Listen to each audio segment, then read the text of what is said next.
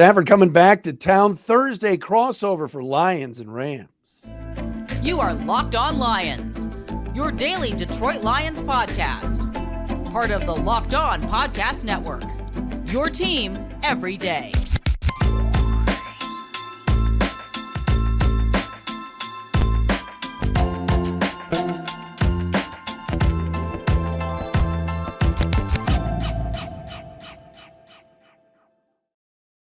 It is a Thursday edition of both Locked On Rams and Locked On Lions. Matt Dery, your host of the Locked On Lions podcast. Travis Rodgers, Locked On Rams. Detroit will host LA Sunday night, 8:15 Eastern, 5:15 Pacific, in round one of the NFC playoffs. An unbelievable season, really, for both of these teams. And now it all comes to a head here at Ford Field in Detroit. Of course, thanks for making us your first listen, checking us out wherever you get your podcast. Thanks for watching us for free as well on our Locked On Lions and Locked On Rams YouTube channels. Locked On Lions, Locked On Rams, the Thursday crossover brought to you by PrizePicks, the easiest and most exciting way to play daily fantasy sports. Go to prizepicks.com/LockedOnNFL. Use code, all lowercase, LockedOnNFL for a first deposit match up to $100. Travis, I would make a joke and say thanks for the Vine, right? Here we are. Yeah, I've heard that before, yeah. I'm sure you've heard it numerous times, but good to see you. And how excited are Rams fans, and how stunned are you that the Rams were even at this point when it was 3-6? Yeah, I think that's the word, Matt, right? Excitement for sure. And I think probably more than excitement is really surprise. I think even the most optimistic Rams fan coming into this season thought that maybe 500 would be an unbelievable accomplishment. 8-9, 9-8, somewhere in there to really – to get to that point, everything would have had to have broken exactly right. And then, of course, they get off to this terrible start. They're 3-6 at the bye, and it's not even really a very good 3-6. It doesn't look like they've played very good football. I don't know what they did during the bye, but it worked. They're 7-1 since then. They've only lost to Baltimore in overtime, on the road in the rain. Other than that, they've looked really good along the way, and they won 10 games, and it's an unbelievable surprise. And even more surprising, maybe, it's not just that they somehow, some way found their way in. They got a chance to win the game. They got a chance to make some noise when they get there. It's not like they were the best of the bad teams. They're playing well at the most important time of the year, and they got a little momentum coming in. As far as storylines go, certainly, let's get into it. Here in Detroit, there's two, really. Number one is obviously the return of the quarterback. As I'm referring to him this week as the unnamed quarterback, because I'm all Kelly Stafforded out. And so really that's going to be huge, because I think everybody expected next year to be that return, and we'll play the video, and some people will wear jerseys, and instead he's the enemy now. And, there's all this stuff on the side about, the D-line, one of our the folks that does some swag and stuff here. They're saying a jersey ban and all this. Bottom line is there still has to play that game. And number two is the injury to Sam Laporta, Pro Bowl tight end rookie that's been unbelievable, broke all these rookie records for tight ends. As now you and I are recording here for Thursday, I mean, it's still up in the air. Dan Campbell saying Wednesday he's improved, but that's a big chunk of the offense. And that's a big storyline, because it's a big drop off between Sam Laporta and then James Mitchell, who's a good backup tight end and a good second-year player. But boy, Laporta not being there would be a big loss for this Detroit team. Yeah, obviously, you never want to see anybody go down, but that's just one of those things that kind of broke the Rams' way. That's such an important player that might not play, and if he does play, may not be at his best. So we'll see what that looks like. Like you mentioned, the big story you talked about Stafford coming back to Detroit, and that is, but it's kind of the same thing here, just with the other guy, right? The big story is Jared Goff, and that Matthew Stafford, or should say that Sean McVay, a few seasons ago, basically telling the league, I can't do anything with this guy, or at least this is as far as I can go with this guy. And by the way, they went to the Super Bowl. It's not like they were stuck in the mud and they weren't able to do anything, but it wasn't one of these, it was very clearly, this doesn't work for me. This doesn't work for us. We need to get better at that position. And he was right.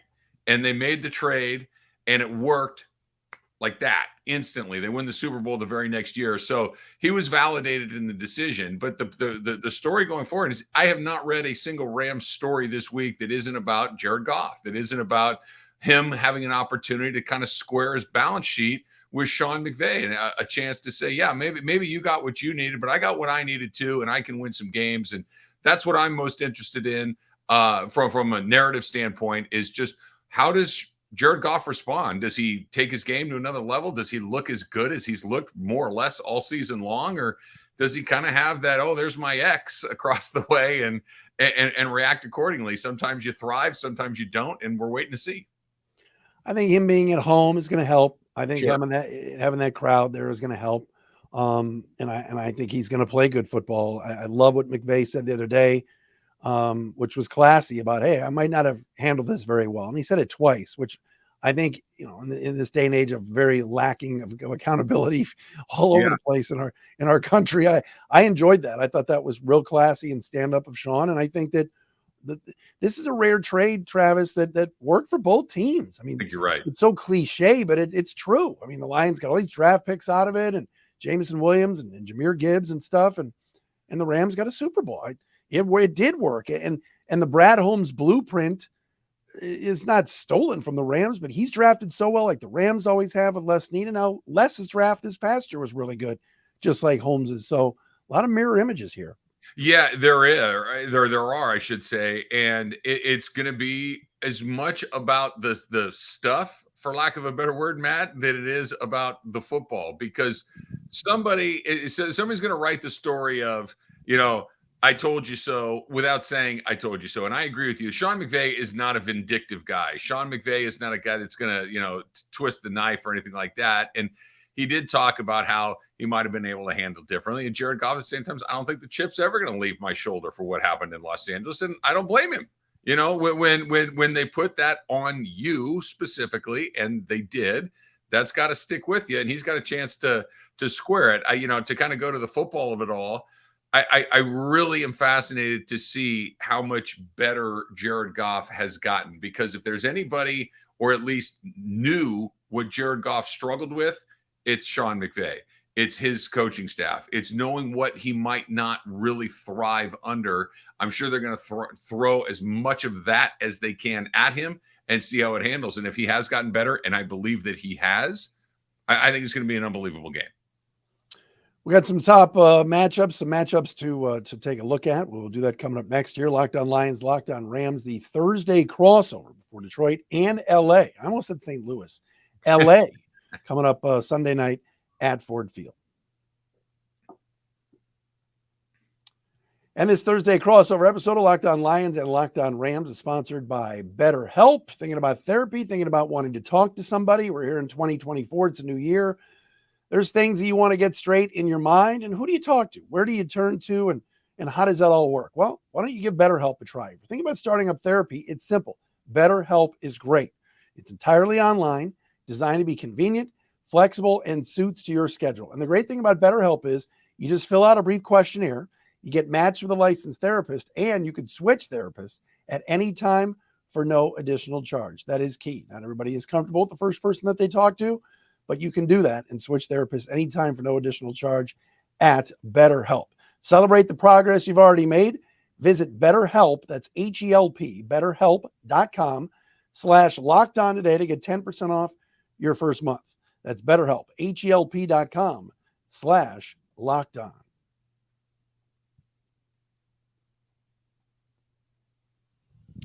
Matt Dery, Locked On Lions. Travis Rodgers, the great host of Locked On Rams, right here on the Locked On Podcast Network. Thursday crossover brought to you by PrizePicks. All right, T-Raj, when you look at matchups here, what stands out? What's something that you want to see Sunday night?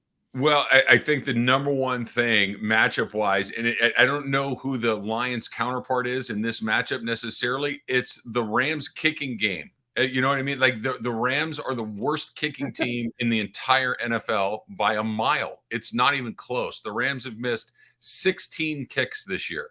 They're on their third kicker. None of them have been, well, two of them are the same guy, right? They open up the season with Brett Maher. He's no good. They get rid of him. They go to Lucas Haversick, who, believe it or not, is actually worse. Now they're back to Maher, and Maher last week against San Francisco missed another point after. I can't wait to see what happens. That I guess, obviously there's going to be some circumstances that determine this, that what's the score, what time of the game, and all these things. I would not be shocked if the Rams just opt not to kick PATs. It would not surprise me at all. Wow. What's interesting is there could be a situation where you have to kick it, right? Where it's a 4th and 6 from the 30-yard line and you're down by 1 point and there's 10 seconds left in the game. You have to get. They've missed 16 kicks this year. The next most in the league is 10 from New England.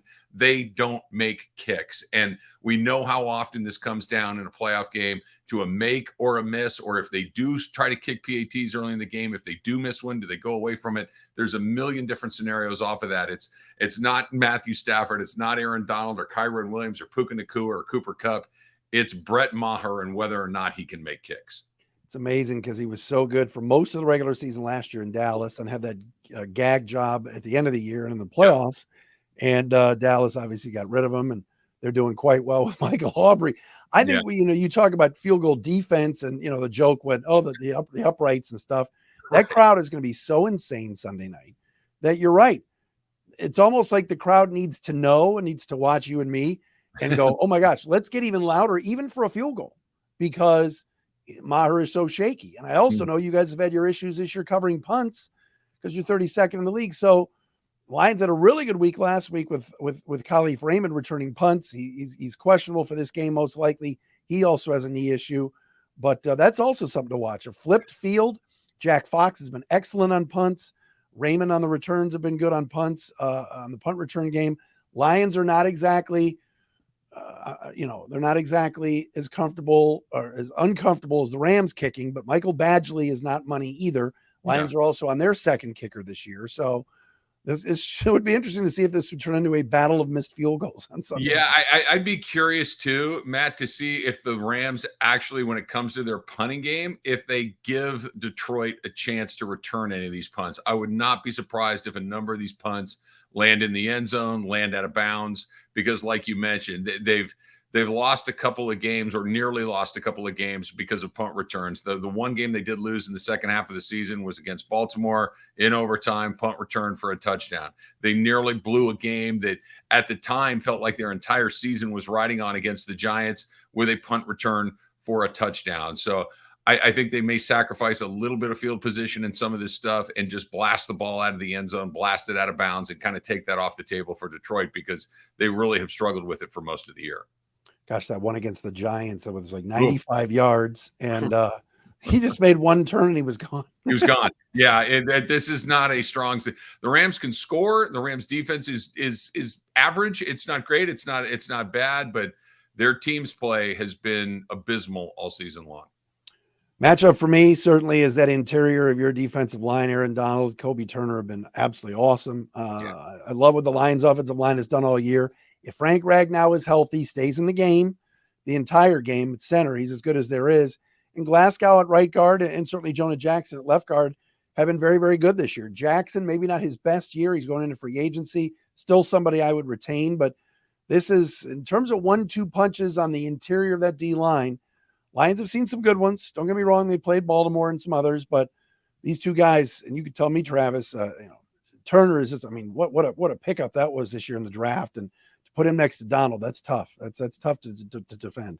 Yeah, what Kobe Turner's been able to do has been to really take advantage of the attention that Aaron Donald still deserves to get. That Aaron Donald is double teamed on virtually every snap. He's frequently triple teamed. And can someone else in that interior line take advantage that they're getting singled up over and over and over again? And Turner is the first guy in a couple of seasons that's really been able to take advantage of that, to the tune of getting to the quarterback. We've seen some other guys have nice, Ndamukong Suh a few years ago. Last season, A'Shawn Robinson, the Super Bowl season, A'Shawn Robinson did a decent job there. But especially for a young player, Kobe Turner's been really good. He's got 9 sacks.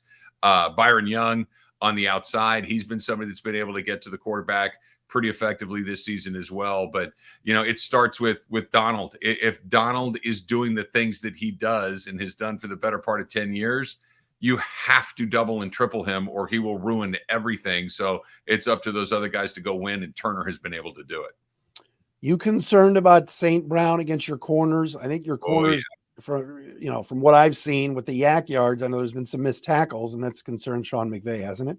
Well, sure. I mean, the Rams' best corner, Akilla Witherspoon, is okay, but it's not like he's the second coming of Deion Sanders. He's okay. I mean, he does a good job. And then everyone else, that Darian Kendrick in particular, is still a younger player with a pretty steep learning curve. He's prone to giving up some very big plays along the way.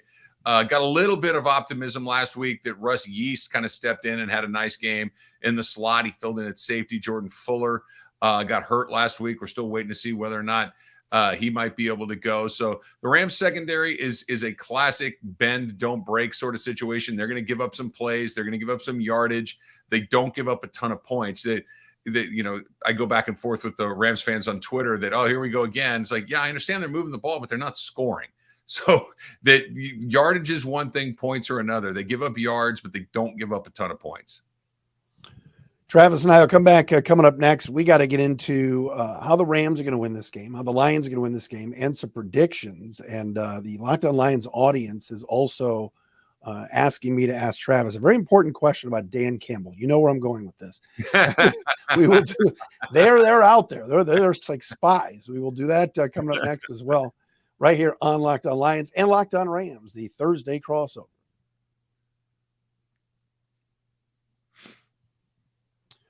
And the podcast today brought to you by our friends at Jase Medical. I know we come to sports to escape from some of the crazy realities of real life, but can we just talk for a minute about preparing for real life? According to the FDA, pharmacies are running out of antibiotics like amoxicillin.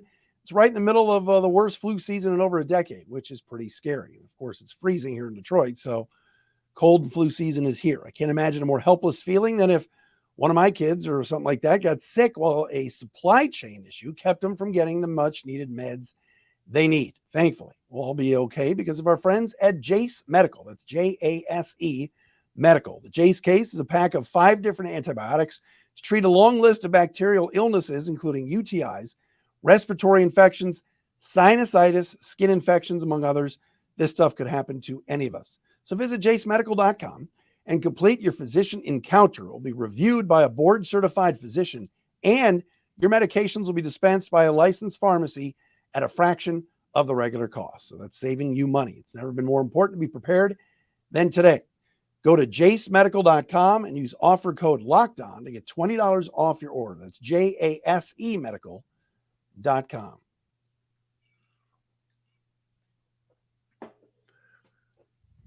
Matt and Travis back with you. Thursday crossover, Locked On Lions and Locked On Rams. Thanks for making us your first listen. Checking us out wherever you get your podcasts.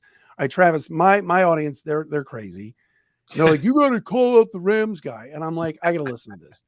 And so you said Dan can't, and I don't think you were being negative, but like, I'm going to play along. You said Dan Campbell is going to do something colossally stupid. Sure. But it may work for the Lions. Right.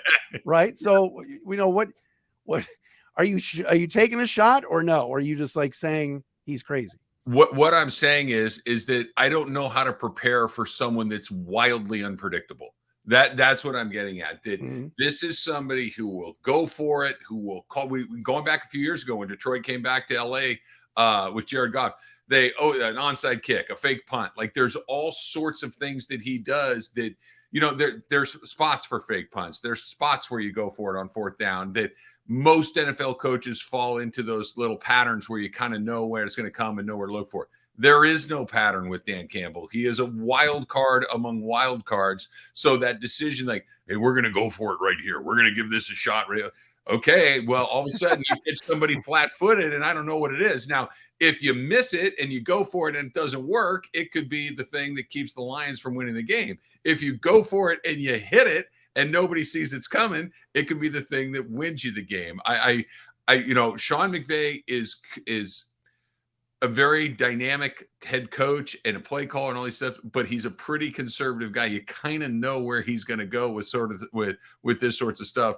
A guy like Campbell scares the you know what out of me, that you just never know what he's going to do. And sometimes unpredictability is incredibly effective, and sometimes it's that what the heck, like going for a 2-point conversion from the 7-yard line, something like that. That could cut both ways.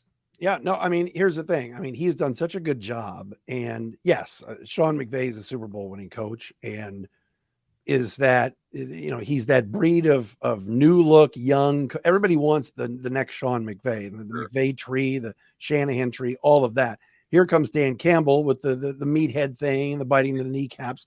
And I get it that a lot of folks go, oh my gosh, this guy's crazy. But to take the Detroit Lions and have them with 12 wins, and hosting a playoff game in year 3 is pretty damn good. And I think for the most part, his gambles are not as colossally stupid as maybe year 1. I'm with you. I think in the first year, people went, what on earth is he doing? Now they're used to it.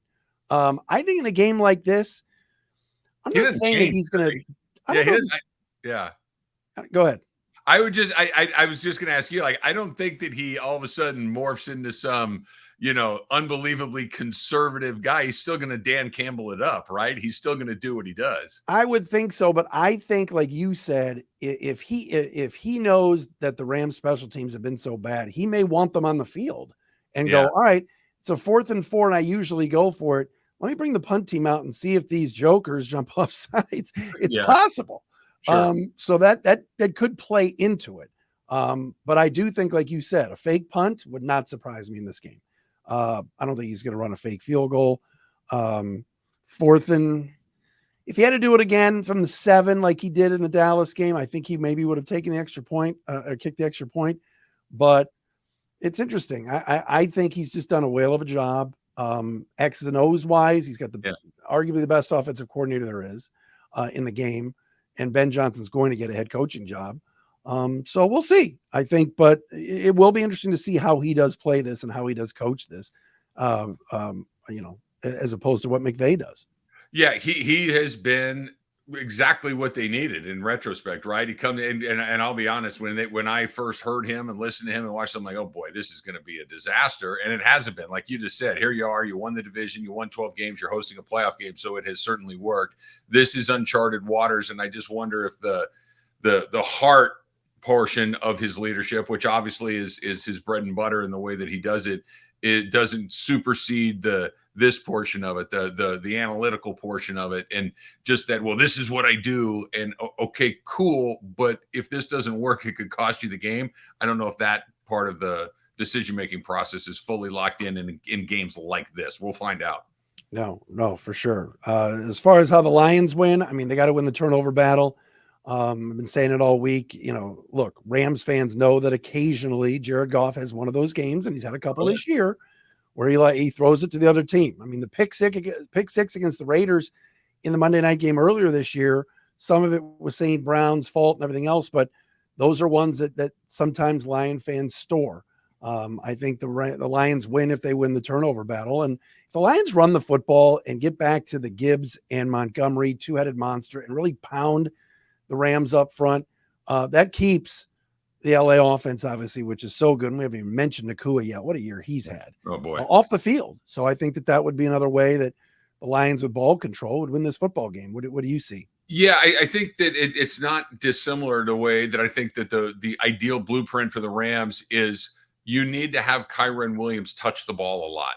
That as good as Matthew Stafford is, and he's having one of his great seasons, as good as Nakua, who you've mentioned is, I mean, he's on the short list of best wide receiver in football for this season.